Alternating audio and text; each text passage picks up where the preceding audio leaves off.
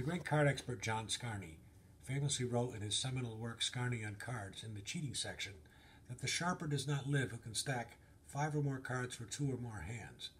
Now, I assume that he meant that in the course of regular play, shuffling a unprepared pack. And that may very well be true based on the state-of-the-art of riffle stacking at that time. Now, the demonstration I'm about to show you is not a demonstration of stacking 5 cards for 2 or more hands, nor is it stacking 8 cards for 2 or more hands, but is in fact stacking 12 cards for 5 hands of poker. A number of players you're far more likely to encounter in a game of poker. Now, you may ask yourself, why would I want to be able to do such a thing? Well, let's say that it's getting late, you've been playing poker for quite a few hours, and you're ready to break the bank, take down the players with the deepest pockets. Well, it's one of those players you'd want to make sure he gets a great hand, and 4 tens you've got to agree is a great hand. You make sure they get the 10s. The next player with the deepest pockets, he'll get the queens, and you'll make sure he gets those, saving the aces for yourself and to break the bank with. Now, the way I do this is I'll take these cards, which I've gathered previously after the last round of play, as you scoop the cards up after the showdowns occurred and the pot's been raked in. What I'll do is I'll make sure they're on top of the pack, and I even will cut them into the pack. But even though I do that, I keep track of where those cards are. That's one of the things that takes a bit of practice. But the thing that really takes a bit of practice is that I will give the cards in just one, first after finding those 10s, I will give the cards just one shuffle.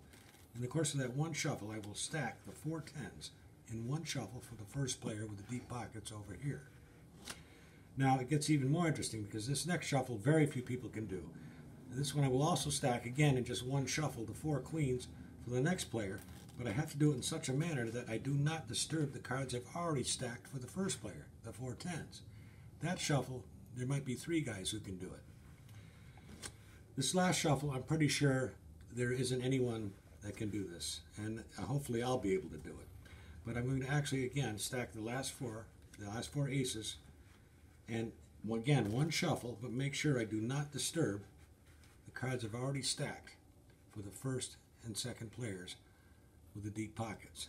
Now, if I've really done what I've claimed to have done, I should be able to deal these cards around fairly for 5 hands of poker, and you should be able, I'd like to watch the top of the deck and make sure that I don't deal anywhere but the top of the pack, if you're so inclined to do such a thing. Copyright, Tony Cabral, 2011, The Usual Suspects, used with permission. Now, we'll take a look, check it out.